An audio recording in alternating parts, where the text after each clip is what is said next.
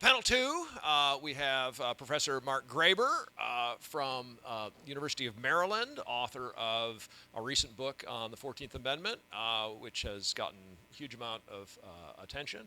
Earl Maltz, who is from Rutgers Law School. He has written, 15 or 20 books on the 14th Amendment? Quite a few, not 15. And then Professor Murray from Columbia, who is has a bunch of education as well as professorial experience. Writes a lot about election law. I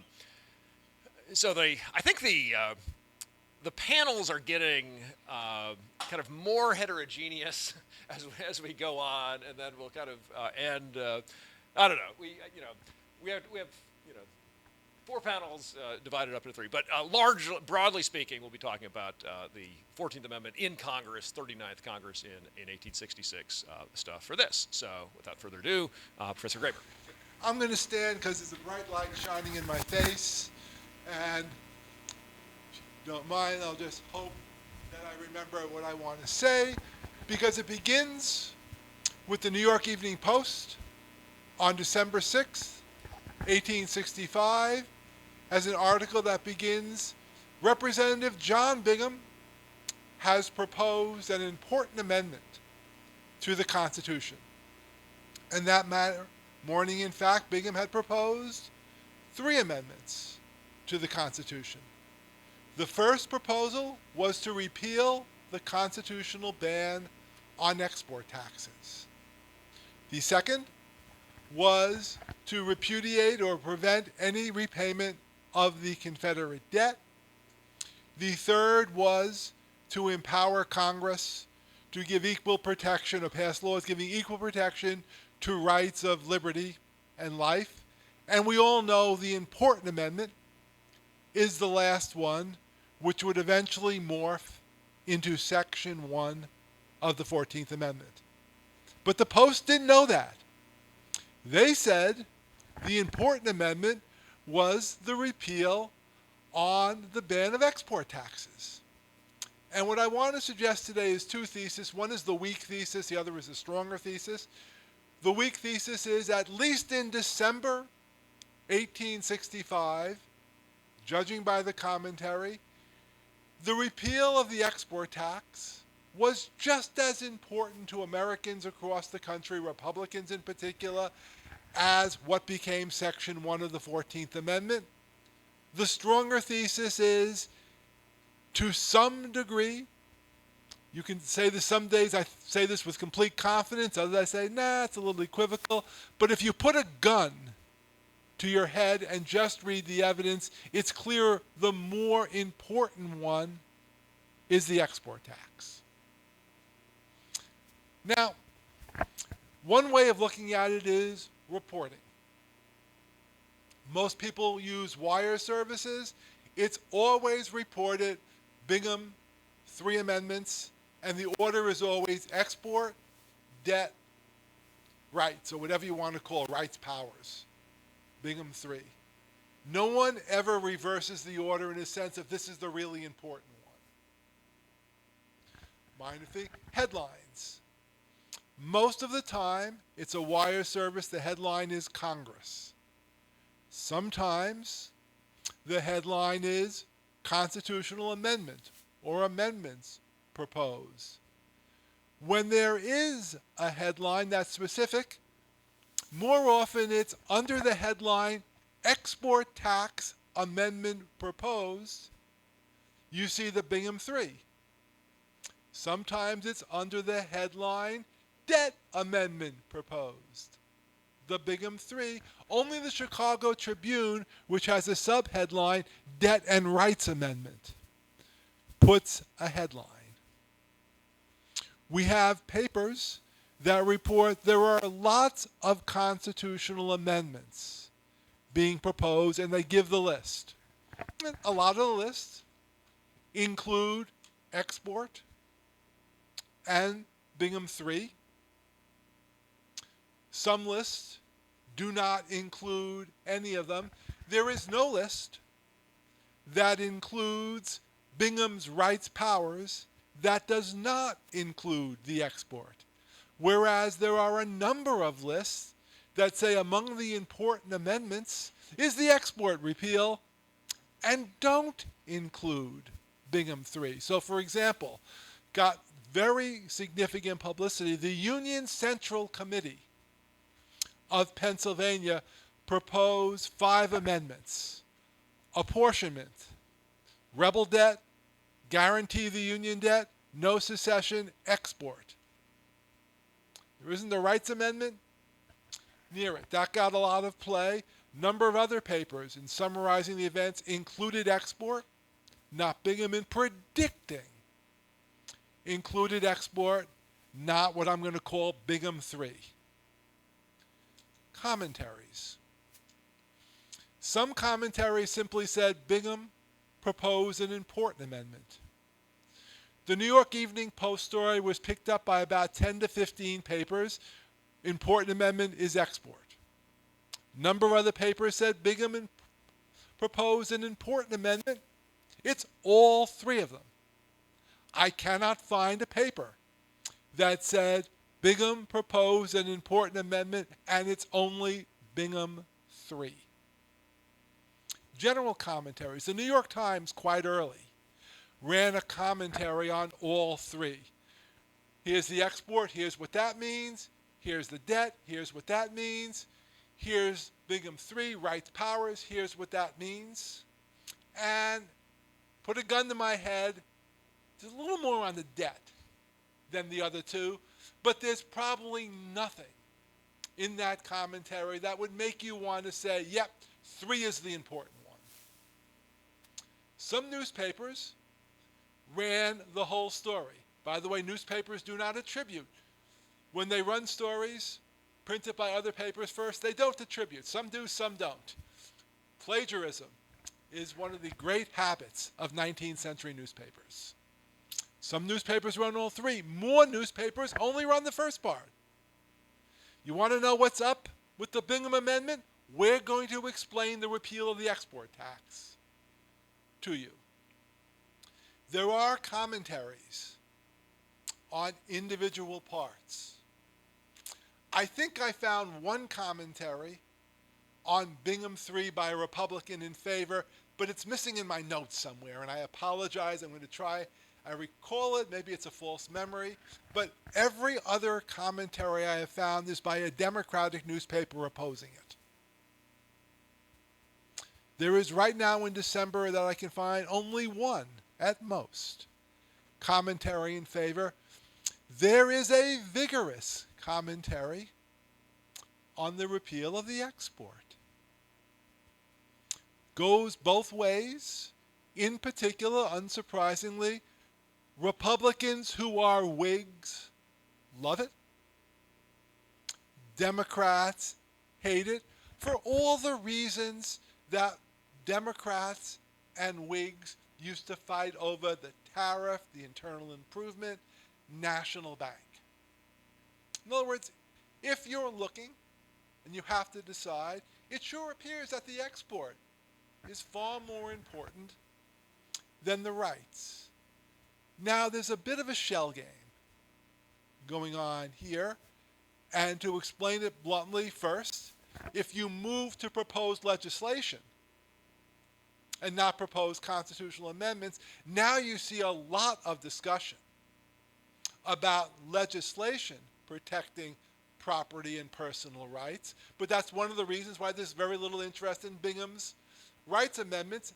Most Republicans, almost all Republicans, think they have the power already. I could not find a single Republican journal that said we'd like to pass civil rights legislation, most of which has already been proposed, that says, but darn, we can't do it.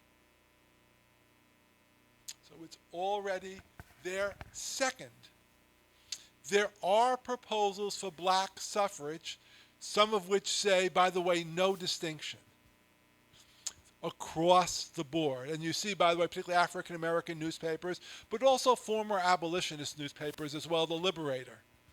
No distinction at all. But in fact, as the New York Times and other papers say, the Bingham Amendment is not a suffrage amendment. It's not a political rights amendment. The Bingham Amendment is simply personal and property rights. There is no particular enthusiasm for that. And by the way, it is not that the Bingham Amendment is the fallback in case you don't get suffrage. It's not like, well, we didn't get political rights, but we got personal rights and property rights. No. Papers commenting on the fallback position. The fallback position is change the apportionment, which, by the way, they think will lead to African American suffrage. Well, why do we care? And first, it's very important, particularly in this conference, to note the mere fact that it might have been more or less important doesn't change sort of what you might think the original meaning is. This paper is not about that debate. It is about to understand historically and politically that the Republican Party was largely a Whig coalition, that first, there were other things on the Republican Party's mind other than ending slavery, giving African Americans full rights. It's no accident that the Supreme Court first cites McCulloch, the first part of McCulloch, positively in the second legal tender case. This is the coalition that supported McCulloch. This is the coalition that wanted the national bank. This is the coalition that wanted high tariffs, and the export is part of that. And to a large reason, it's dropped because they realize, as some papers point out, they can get it under the existing Constitution. Second reason for understanding this, it helps explain some of the failures of Reconstruction. We're inclined too often to think dominant national coalitions, here is their belief it's one thing. In fact, they're composed of people, just like today, that have heteronymous beliefs. So in fact, one of the criticisms of my book, which I don't think really criticism, is they say some people were in it really primarily for African American rights. Sumner could not really care less about exports. Yeah. But you have to put together a coalition. There were some people who were there more for the exports, more for the tariffs. A great many Midwestern Republicans. What they really hated about the slave power was they couldn't get a tariff or internal improvements.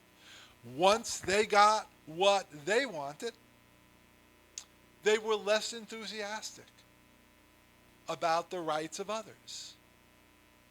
The last point, and I apologize, I think I'm running about a minute over, is simply to point out that the 14th Amendment was written by people with a Whig sensibility and was expected to be operated by people with a Whig sensibility. And so if we want to ask not what the 14th Amendment means, which is a lawyer question, but the more political science question, how does the 14th Amendment work? What can we do to make it work? We need to understand that very few people in our time have that Whig sensibility, that we're trying to operate a Whiggish 14th Amendment in a non-Whiggish time. Thank you very much. Mr. Maltz. So what my paper is about a part of the proceedings of the Joint Committee on Reconstruction that people don't usually talk about, which is while the Civil Rights Act was being debated in Congress, while the Bingham Amendment was being debated in Congress, and while the first proposed apportionment amendment was being debated in Congress, the Joint Committee on Reconstruction was considering the question of under what conditions should the state of Tennessee be readmitted. And why that's important for a number of reasons. First, it reminds us what the Joint Committee on Reconstruction was appointed to do. What the Joint Committee on Reconstruction was appointed to do was to examine the situation in the southern states and decide which, if any of them, are entitled to be represented in Congress.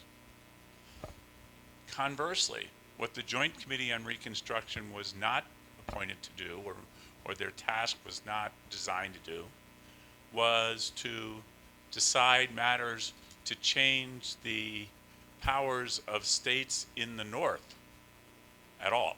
That's not what they were thinking about doing. Now, I'm not saying that none of what they would do might do that, but that wasn't their mission, right? So what we're talking about is Reconstruction. And if you asked, and this following up on Mark's point, sort of, if you ask what issues there were that were related to Reconstruction that influenced what the Joint Committee was doing, first we have something which is non-controversial, which is the ban on the payment of the Confederate war debt. There was passed the House by like 2,043 to 1 or something like that, a proposed constitutional amendment. 100, well, that's close to 243. Yeah. The second was civil rights for blacks. That was a very important part. Henry Wilson starts talking about that even before the 13th Amendment is ratified, and most of the Republicans say, we can't do it before the 13th Amendment was ratified, but we can do it after the 13th Amendment was ratified. The one exception that I saw in that discussion of who was sort of a Republican was Edgar Cowan, but he was only sort of a Republican. Okay? So they weren't they were willing to give that job to the Senate Judiciary Committee, the regular legislative process. The other problem, however, what they were required to do was to talk about, and this goes to Mark's first book, to talk about the reconstruction of both the federal governments and the state governments, having to do to make sure that both governments were controlled by what you described as loyal people, I guess, but what they would describe as loyal people as well. And so that we start with the federal government, and that is the number one priority of the Joint Committee. I don't think there's any question about that they propose Section 2. But then we still have the problem of the state governments, which have nothing to do with Section 2. And so the bottom line is, while they are debating the conditions for the reconstruction of Tennessee, they're debating the conditions for the reconstruction of Tennessee, there are three different positions taken by the Republicans on the committee. The first position, taken by John Bingham and Henry Blow, who are the most conservative in this regard, interesting enough, seems to be, if we get control of the federal government and under the conditions which are in Tennessee, Tennessee is different. Everybody agrees that Tennessee is different from the rest of the southern states, except maybe Arkansas. They were under the control of a loyal Republican government. They had passed even passed some civil rights laws, etc., and had banned ex-Confederates from being in office and voting. Since they've already done these things, and we've got this Civil Rights Act coming, and we've got Section 2 coming, we can just vote to readmit them without any further conditions.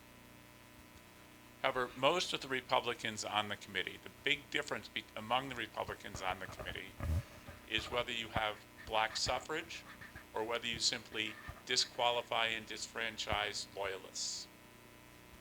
And they ultimately vote for a measure which is actually very similar to the measure which is later adopted proposed by the New York delegation to replace the Owen Amendment, which has a disfranchisement provision, a disqualification provision, a ban on the payment of the Confederate war debt. Now, they are opposed by, in particular, George Boutwell and Elihu Washburn on this, who write a minority report.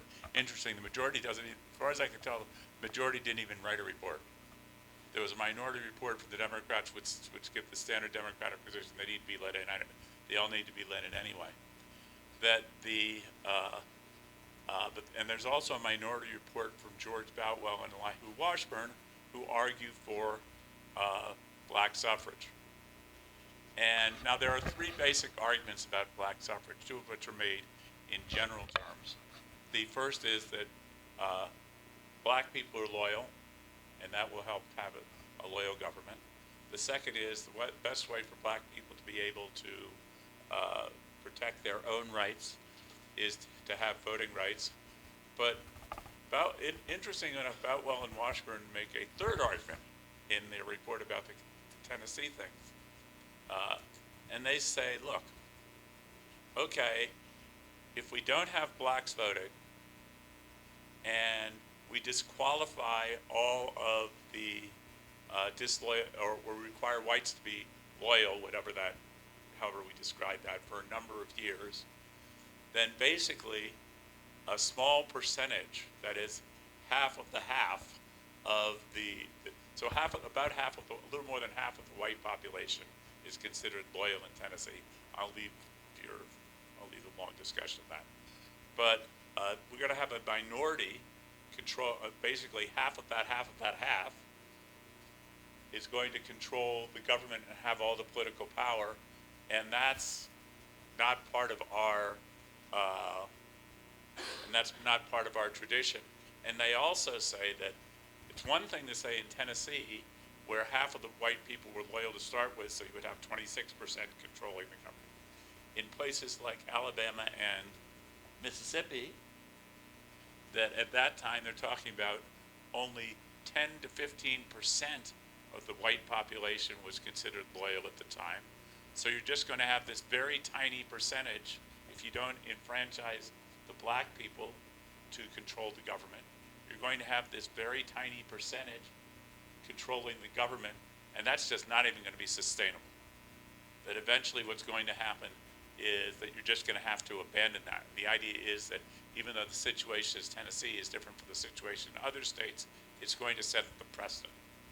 But the last thing that I would say, and this is directly related to Mark, is what Mark says is that as far as I can, and again, we don't have the debates in the Joint Committee, but nobody, as far as I can tell, during the discussions of the readmission of Tennessee, even talks about the idea of, in addition to having this federal civil rights law, because we're going to have this federal civil rights law, nobody talks about the idea of we're going to require them to have a civil rights law as well. And why that's relevant is that if there were doubts about the constitutionality of the federal civil rights law, I think that they would be thinking about that. That's all I have to say. Thank you very much. Mr. Purdy. Thank you all. Is this on? Yeah. Thank you all for inviting me to this panel. Really pleased to be here. A few things I wanted to talk about. I was really happy at the breadth of the amendment in Congress, because it really gave me free rein to kind of talk about whatever I wanted to. So I'm actually happy to talk about a variety of things with respect to this topic. You know, we could talk about why the Harlan civil rights case's dissent is more interesting than the Plessy dissent. I could have written a whole thing about that. I chose not to. Instead, I want to kind of talk about parties in a variety of ways. So as Professor Green mentioned, one of my interests is election law, along with constitutional law and Reconstruction in particular. So I want to consider and talk a little bit about, let me just pause really quickly. I'm actually recovering from a small medical issue that had some speech effects, so I'm speaking a little bit more slowly than I normally would, so just bear with me. I want to consider what the creation of the 14th Amendment and some of the purposes and ideologies that drove that creation could tell us about the constitutional status of political parties. And I mean constitutional status in one major way. There's a second way that I probably will not have time to get to, but I want to talk about the constitutional status in the sense of helping to constitute the state, and how that status can affect how we view the sometimes present tension between state regulation of parties and the rights of those who make up the party. So, on that point, I will stray just a little bit from the topic of the amendment in Congress because the point I want to make is one that matters for parties in both federal and state legislatures. So, one of the time-worn tensions in the law of parties is how to define them. I know we have some law students in here, so I'll give a little bit of background on that. So, just to oversimplify, are they private associations that are entitled as such to protection from the state in the same way that a church or a bowling group might be? Or are they instruments of government that help to constitute the state and so may be treated as public actors or maybe in some sense the public's property? So I know people who are experts in this, I'm oversimplifying, but this kind of a tension that we see in a variety of cases. So the descriptive answer is that it depends, and the Supreme Court itself doesn't always follow a single line. So, we can see the private association view kind of ascendant in a case like California v. Jones, which holds that California's blanket primary unconstitutionally burdened the First Amendment rights of California's parties, First Amendment associational rights of California's parties. And we can see the instruments of government view kind of taking the lead in a lot of the ballot access cases like Burdick, cases like Timmons v. Twin Cities Area New Party. And those cases are really leaning into the weighty state interests in channeling expressive activity at the polls in order to ensure order over chaos, prevent unrestrained factionalism, preserve the stability of a healthy two-party system. I'm quoting from Timmons there. In other words, this weighty state interest in a system in which its political parties are playing a functional and important public role. And in a symposium about the Reconstruction Amendments, I should give the white primary cases a shout out here too, as fitting into that bucket. So that's sort of descriptively the way the Supreme Court has thought about this. What's the right normative answer and how to think about parties? I think any answer would have to recognize that it's complicated. Clearly, parties have some private aspects, and they still are distinct private entities insofar as they are private entities. There is simply no other institution yet discovered anyway that can facilitate, organize, and rationalize mass participation in politics the way that parties do. And even Jones, which is really kind of the great hymn to the private association view, recognizes just that on the way to striking down the blanket primary. So why does this matter for our symposium today? So I want to argue that the history and practice surrounding the 14th Amendment, and really this will be true of all three of the Civil War amendments, but this is about the 14th. The history and early practice should be appreciated and invoked more in a different way when we face these questions. And specifically, we should be giving more weight, whether or not dispositive, that's sort of beyond the scope, to the degree to which the amendments are growing out of and reflecting a Republican Party approach which aligned with the idea that parties are instruments of government which help constitute the state. That's what I want to suggest today. So this is a point on which I benefited from my co-panelists' work quite a bit. There are a lot of juicy quotes I could pull out here to kind of build out my point.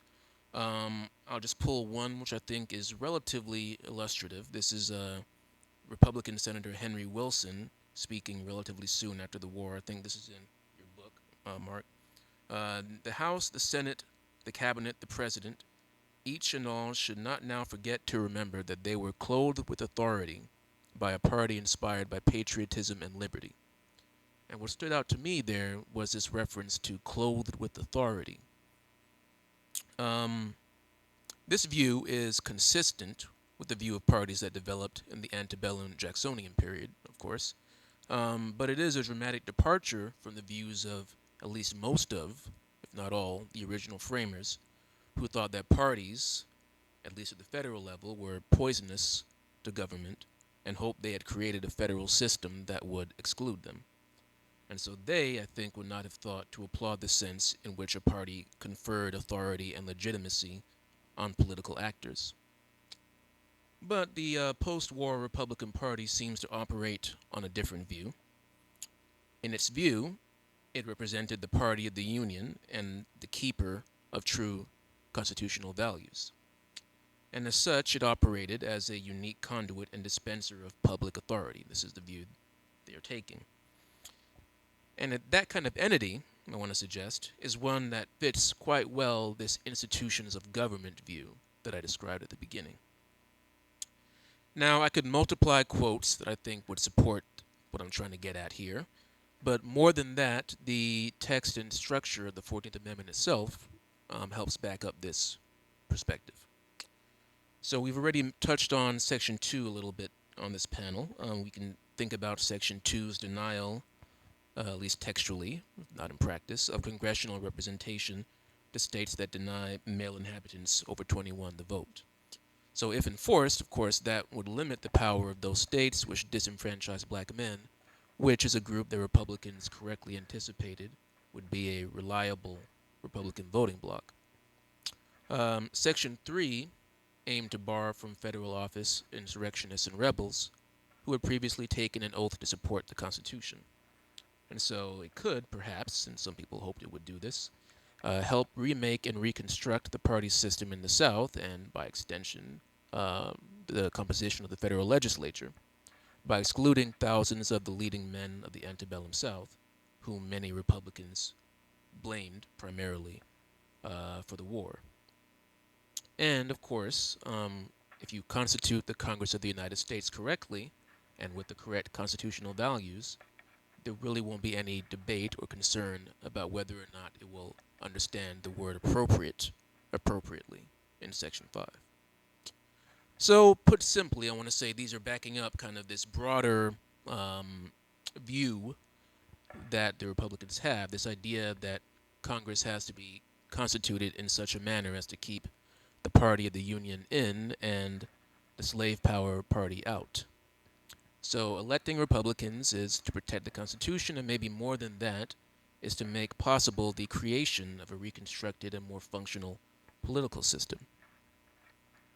So, that's not, it's not a new point. Again, you can look at Mark's recent book for a lot more on that. For present purposes, I want to consider what, if anything, this history might offer for modern questions about the nature of parties. So, you could be dealing with a ballot access case like Timmons or Monroe. You could be dealing with a state action case like the white primary cases were. Or you could be dealing with cases that are, not just nominally, but in fact, freedom of association cases like Jones. Our tentpole election law cases are coming to us as 14th Amendment cases, right? I mean, the associational freedom cases that we're interested in are generally ones that are state cases, which where the states are bound because of the 14th Amendment. So these cases are often posing explicitly or implicitly this core question of what a party is constitutionally. And so in answering those questions, I think parties and courts ought to be considering more and giving greater weight to the fact that the 14th Amendment itself, textually, contextually, historically, arguably reflects and embodies a particular view in this regard. So, what are the implications of leaning into this more? If the 14th Amendment presupposes, in some sense, the idea that parties acting in legislatures and executive offices take the lead oar in constituting the legitimate state, it might make us at least somewhat less skeptical of the idea that the state has the right and duty to facilitate party functionality in playing that role, and maybe more to the point when it comes to judicial behavior, it might make courts less willing to overturn the state's judgment about the best way to accomplish that end. Right? I mean, there's good things to be said about a blanket primary. There are bad things to be said about it. But I don't think an argument was being made there necessarily that it was beyond the pale of one plausible way to think about the best way to promote party functionality. Now, this proposal is not one that I think would necessarily resolve particular cases in particular ways. Giving more weight to this idea that the 14th Amendment might have a particular implicit assumption about the nature of parties doesn't require you to claim that parties have no First Amendment associational rights. Parties are made up of people, and those people have private capacities. But I do think that attending more to this view of the 14th Amendment should remind us of the long and arguably constitutionalized pedigree of the view that sees parties as public constitutive actors. Now, one question you might have, we've touched on this a little bit already in previous panels, is, does this all rise and fall on how much original purposes and presuppositions matter to you? I'm not so sure. I think, for example, I've always been partial to the view that Justice Holmes expressed in Missouri v. Holland about the founders having created an organism and thinking about the long tradition of our nation over time as quite important in constitutional interpretation. And I think on that view, it would be pretty significant that among Western democracies, American parties actually have been regulated quite a bit more than comparable countries. So perhaps our tradition has picked up on this view of parties that I'm arguing the 14th Amendment is embodying. Now, we could say a lot more, of course, about original meaning or not, but I do think probably there's no reason for even a non-originalist approach to reject giving some weight to how provision was intended to operate at its inception. And finally, of course, descriptively, I think it's useful for legal actors to have in mind the set of conceptual possibilities. Obviously, we are in a field that's obsessed with precedent, and it's helpful to know that there is some precedent for a given possibility. In a world with declining trust in government and non-governmental institutions, perhaps we could do with greater attention and support for the party as an instrument of government. And my main thesis here is that the 14th Amendment at least need not stand in the way of that approach. So I think I will stop there. I kind of did like 2 presentations here, so I won't do the second one. I'll stop here so we can talk about what we said so far.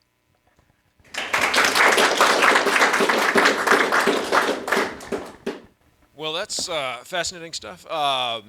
Again, I've got piles of questions. Professor Graber, why does the export tax? So I always like to refer to these provisions by just the numbers. So 195 article.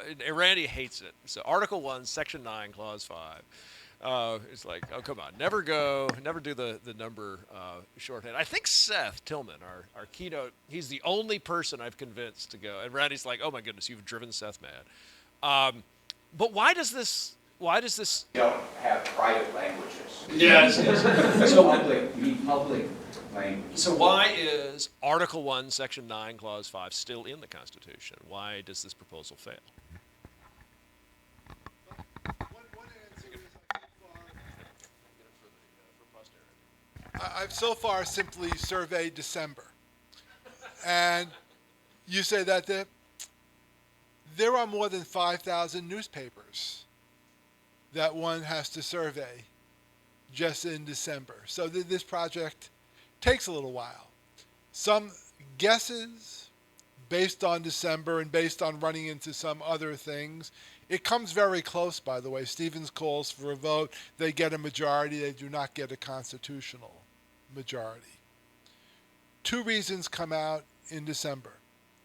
First, particularly with a constitutional majority, while Republicans are predominantly a Whig coalition, what puts them over the top is the 20% Democratic defectors. The defectors gradually drift back to the Democratic Party. They do not like the export proposal. Second is you start to see in late December a number of papers saying, by the way, good idea, but it's really unnecessary. It turns out we've read Mark Tushnet, and there are workabouts. We don't need a constitutional amendment to tax exports. Now, we can't call it an export tax, but it turns out we can do the same thing. And I think that combination kills it. But again, I haven't done the research. This is, as someone said, a snapshot of December. The project will go on until April. Okay. So Earl, I wonder if this is an unfair question, but especially the earlier panel, we were talking about Tennessee suddenly arresting these folks in 1882. Tennessee doesn't have Reconstruction as such. They don't have a new government imposed on them by Congress. Do they have redemption? So Mississippi, we violently overthrow our government in 1875. Louisiana, of course, has the Colfax Massacre in 1873. You have these just really formal, violent nullifications of the 15th Amendment. Does Tennessee have that? And do people anticipate that not being a problem? But what on earth is the broader question? Why is Tennessee different? And was Congress just delusional in 1866 to think Tennessee was different? Republicans think Tennessee is different. So we begin with George Thomas, who is the general in charge of Tennessee, Georgia, Alabama, Mississippi, I think. He says Tennessee is different basically because they do have a government formed under the Johnson Reconstruction, which is controlled by loyal Republicans. Although the problem is it's like 50-50. And one of the things that so that's why they're different, because they have more Republicans and probably didn't look at this, probably a smaller percentage of slaves as well. No, that's not true. They have a fairly high percentage of slaves. We'll say more Republicans than other states in the Confederacy. That's why they're different. So there is this possibility they have this. They have enough support there. And interestingly, what Thomas says is that he says that if you vote to readmit Tennessee, there will be two things. You will encourage the people who are running Tennessee and other people to support Tennessee. And the second thing you will do is you will encourage the people white people in the other parts of the South to take some of the legislative actions that Tennessee has taken in order to be readmitted themselves. But the bottom line is Tennessee, I guess, Tennessee is sort of evenly balanced between loyal and disloyal, so that the idea is that they are the best state to set an example for other states. I know they talk about Arkansas as well, but Tennessee is the only one that the Joint Committee actually acts upon. And there are all these committees looking at each state, and that's the bottom line.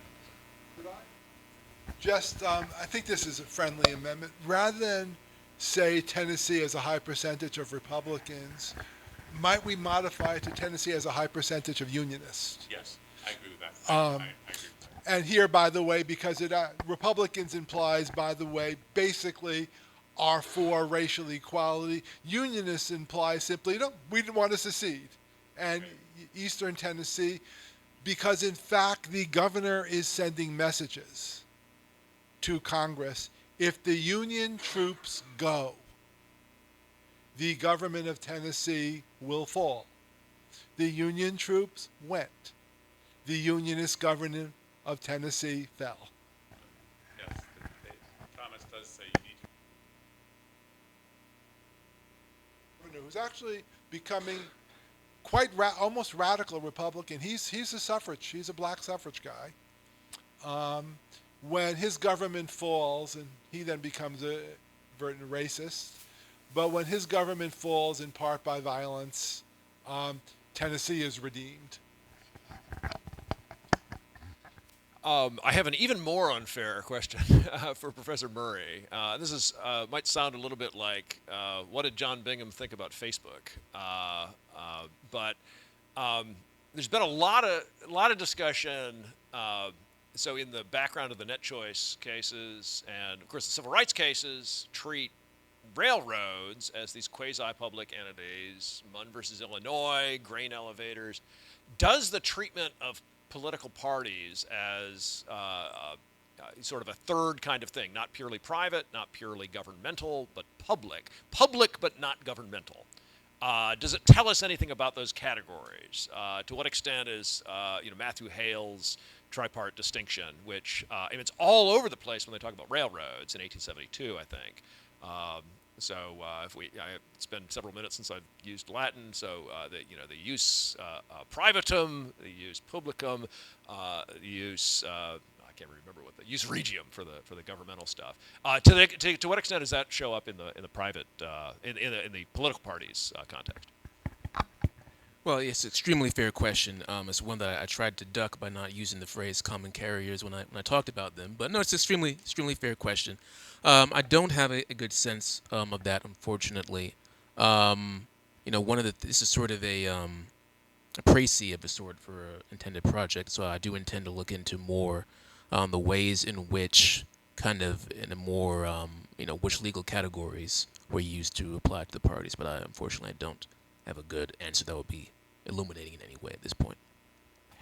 Great panel. Got two great panels in a row. I have a question for Mark and a question for Professor Murray. Mark, I was 100% with you up until the very end, and I thought it was extremely helpful to my thinking as well about why there was a departure from civil rights by the Republicans, particularly by the Supreme Court, which I'm very interested in. I'm very fascinated by. The last thing you said is that you had a Whig court enforcing a Whig amendment or something like that.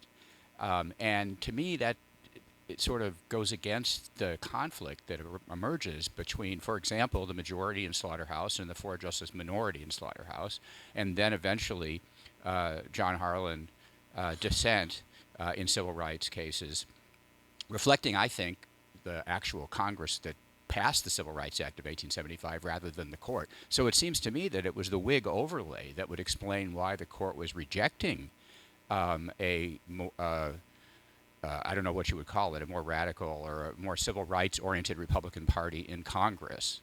But you made it sound like it was a Whig amendment. It seems like it was not a Whig amendment, but it was being interpreted by Whigs. That was what I was taking the rest of your point to mean.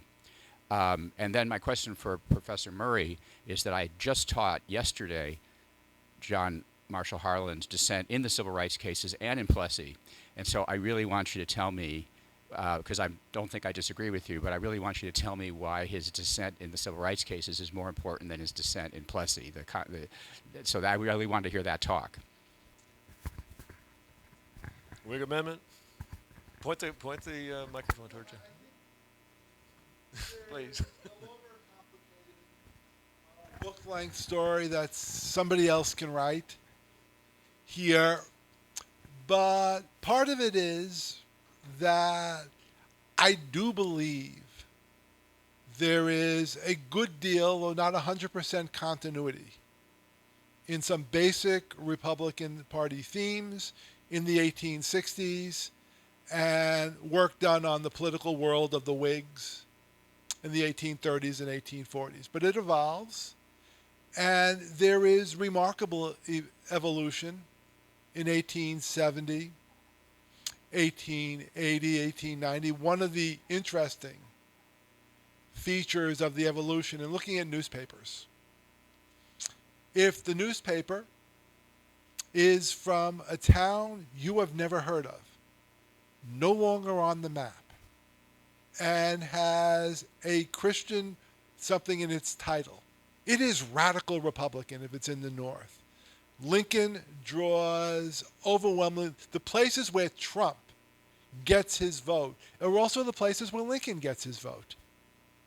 And that starts to change. Even in the 1870s, 1880s, Whig ideas get broken up.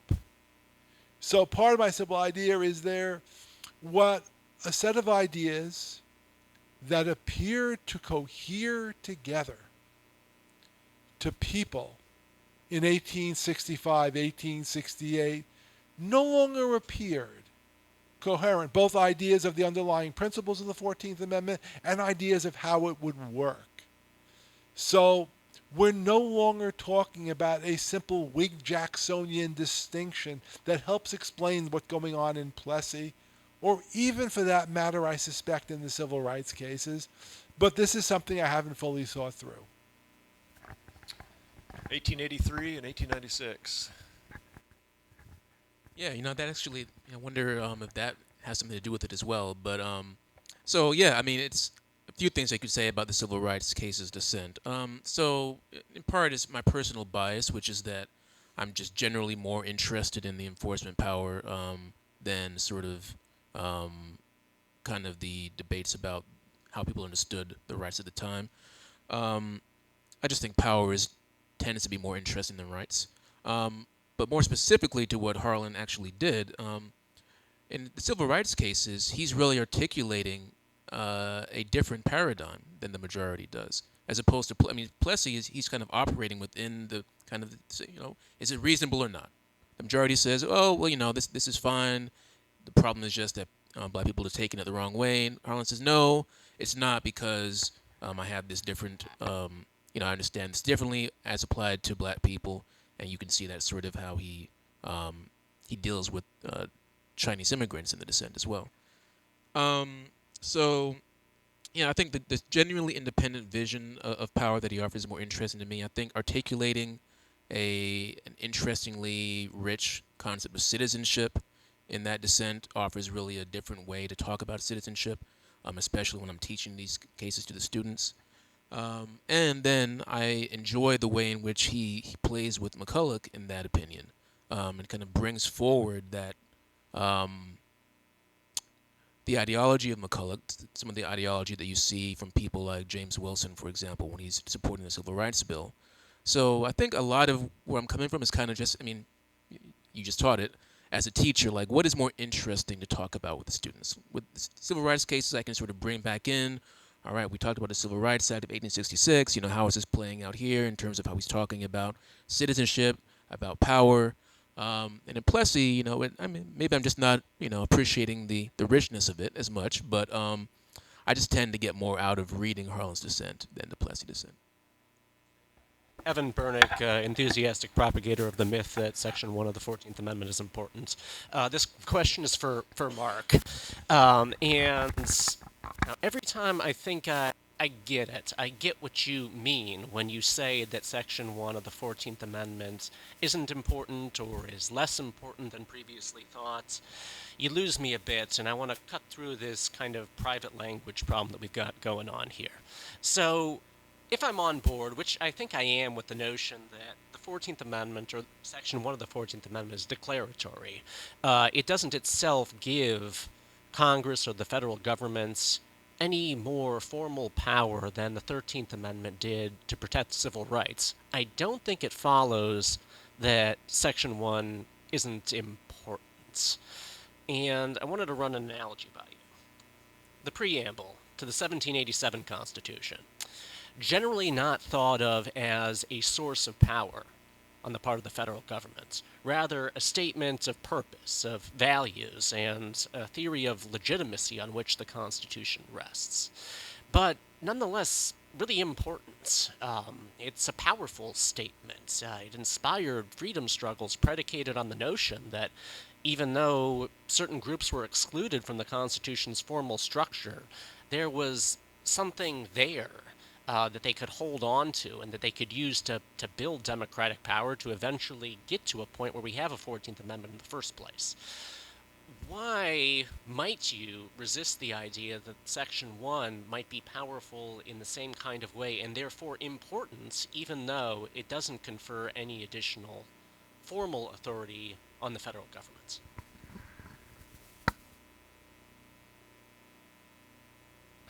I didn't say that Section 1 wasn't important. I said that Section 1, that Congress thought that they had the power to protect the civil rights of, or Republicans believed they had the power to protect the civil rights of black people without Section 1. That they generally believed that. They continue to believe that after Andrew Johnson's veto. What ultimately makes Section 1 important is an afterthought, which is at the very last moment of the very last moment before the amendment is reported by the committee. Congress, the committee decides to replace a prohibition on race discrimination with the current fill-in-the-blank Bingham obsession language. And that changes everything, as it turns out, for its practical importance. I got my own microphone. You can have mine too. You could double feature. In one sense, it's in the Constitution. Section 1's important. Section 4 is important to them, and they do, as Stevens says, that this is a good symbolic thing of rights. What I can tell you about their priorities. First, the apportionment dwarfs everything else. And Earl and I have looked at that.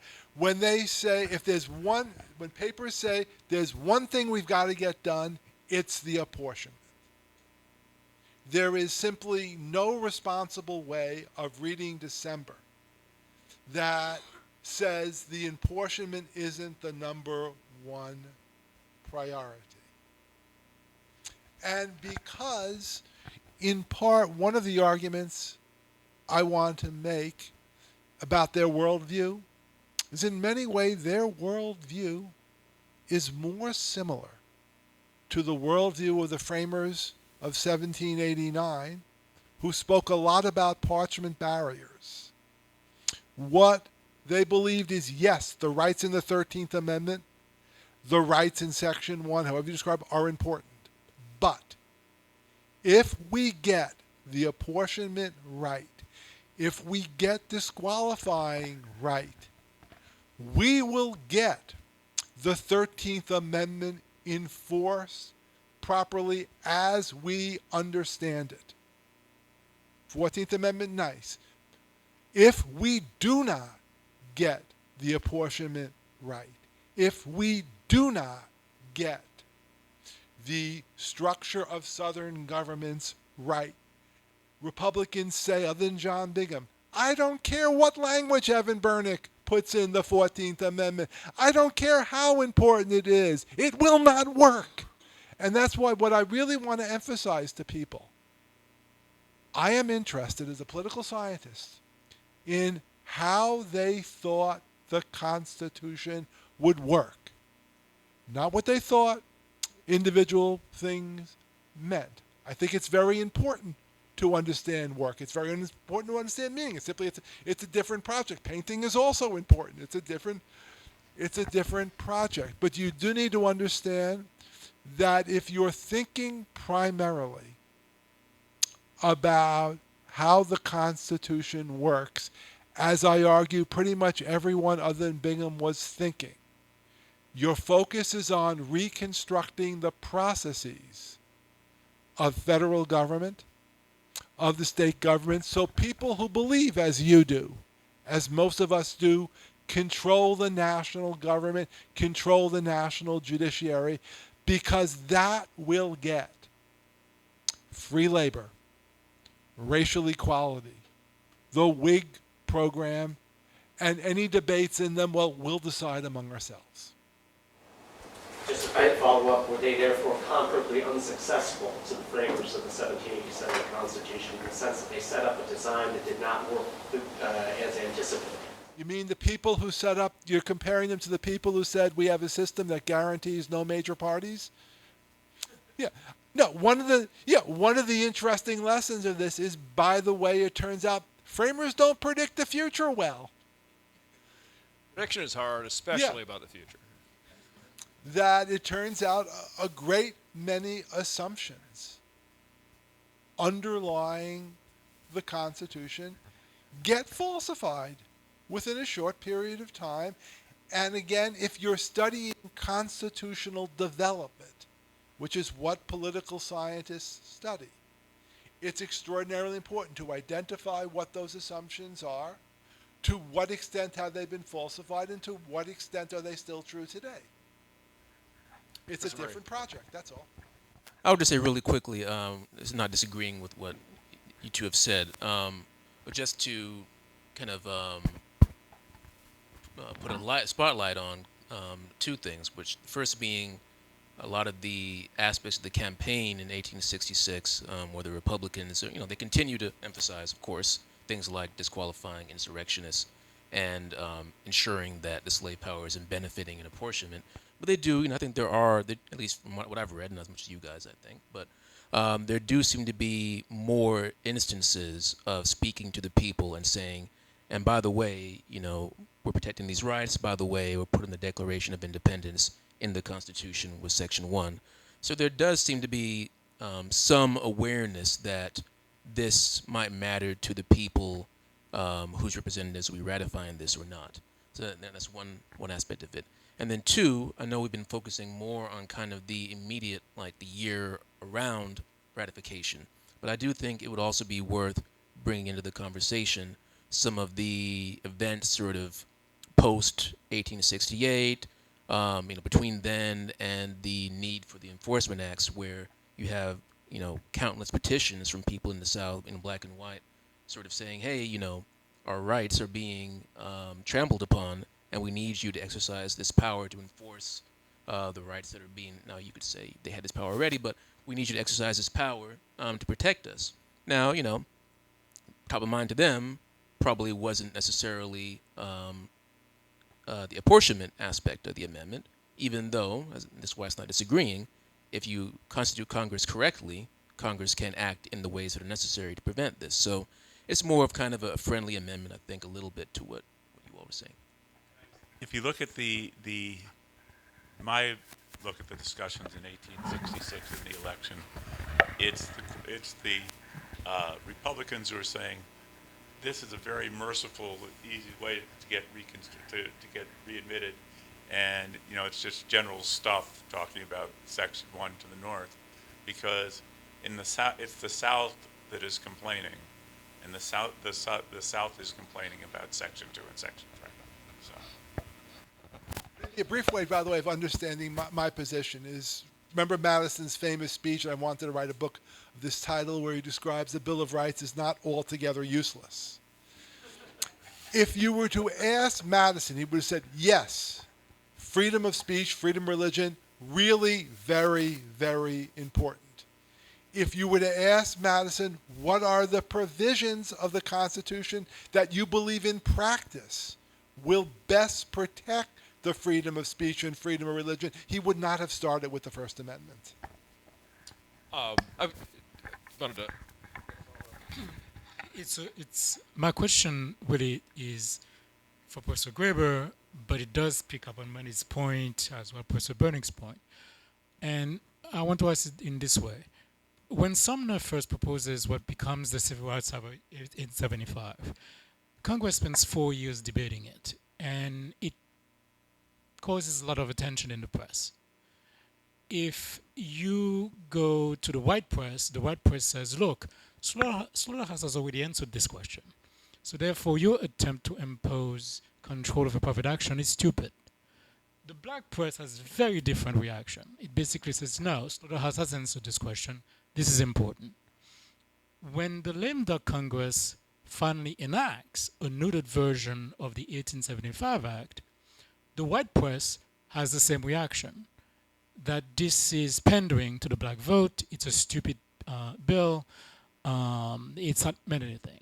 The black press has a very different reaction because it says this idea of guaranteeing equal access to public accommodation is a key pillar to civil rights. When the court finally decides the case in 1883, the white press has said, see, I told you so. It was a dumb bill. The court is right to have struck it down, but more importantly, the white press says, look, we're predicting that in fact it will turn out to be nonsense, that in fact the fact that you're not giving equal access to accommodation will have nothing to do with black equality in this country. The black press has a very different reaction. It says, no, we're predicting that you're opening the door to segregation. In other words, the black press anticipated way, way before Plessy that the civil rights decision would have a tremendous effect on the outcome for society. So my question, and it's not really a challenge here, I'm simply asking the question, what you're calling the Big M3 and the lack of reaction in the press, but a lot of the press that you mentioned happens to be the white press, is there any evidence of what the black press thought about Big M3?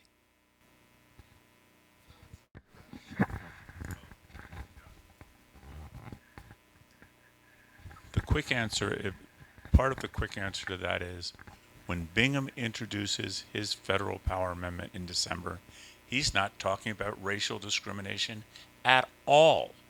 He is talking about particularly the Samuel Hoare affair, which is basically white. That's what he talks about when he introduces his proposal, which is basically the problem of the not respecting the comedy clause when Samuel Hoare came to South Carolina. He does not mention black rights one time in December. Seth? Just briefly. Okay. Yeah. Also, I have not yet seen in the black press and in the abolitionist files. So, in the newspaper collections I'm using, you do have a number of clearly African American presses, both North and South. You have the Liberator. You have the National Anti-Slavery Standard. They are for black suffrage. I have not yet seen any article in any paper said, well, if we can't get black suffrage, the fallback position is our understanding of Bingham III, which is personal and property rights for African American. Nobody in the black press. That one interesting aside of the conversation here, and I don't know the black press on the Civil Rights Bill, but when Sumner proposes the Civil Rights Bill, his Civil Rights Bill is a 13th Amendment guarantee clause bill. He only touches on the 14th Amendment incidentally. The, as you said, watered down version, when he dies, is a 14th Amendment bill, which is more narrowly defined because Republicans by 1870 are starting to more narrowly define 14th Amendment rights than Republicans did 13th Amendment rights in 1865. Just briefly, I've recently been, for my undergrad class, reading a bunch of the Freedmen conventions, and the overwhelming demand is we've got to vote, got to vote, got to vote. But there are some, specific demands for civil rights.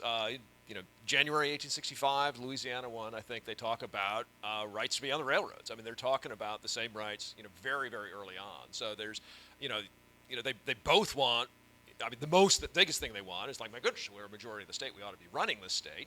But also they say, independent of that, like even if we have the vote, we also want a guarantee of the rights of citizens, like the right to ride on railroads. Yeah, they say that. They say that, which is contrary to like the dominant Republican in Congress view in 1866. So, Seth, you have the microphone? Yeah. Earl, you mentioned that the remit of the Joint Committee of Reconstruction was the former rebel states. You mentioned that the remit of the Joint Committee of Reconstruction was the former rebel states. Do you think that perhaps the reason the 14th Amendment is phrased generically to cover all states is in part to make it easier for the former rebel states to adopt the amendment?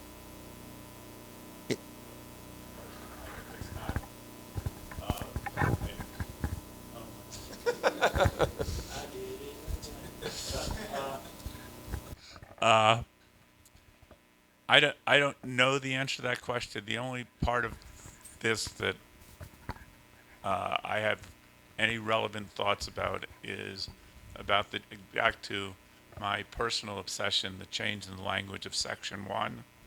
And that's pretty clear to be an effort to be able to say to northern voters, rather than Southern voters that see, once we've changed the language of the apportionment clause in Section 2 through the New York template, that we are no longer just talking about protecting the rights of black people. We are talking about protecting the rights of everyone. Now, I think that's sort of relevant to your question. With respect to the South, my impression is that I don't think it was made to appeal to the South, because I think the Republicans knew that if the South was going to be pissed off about something, they were going to be pissed off about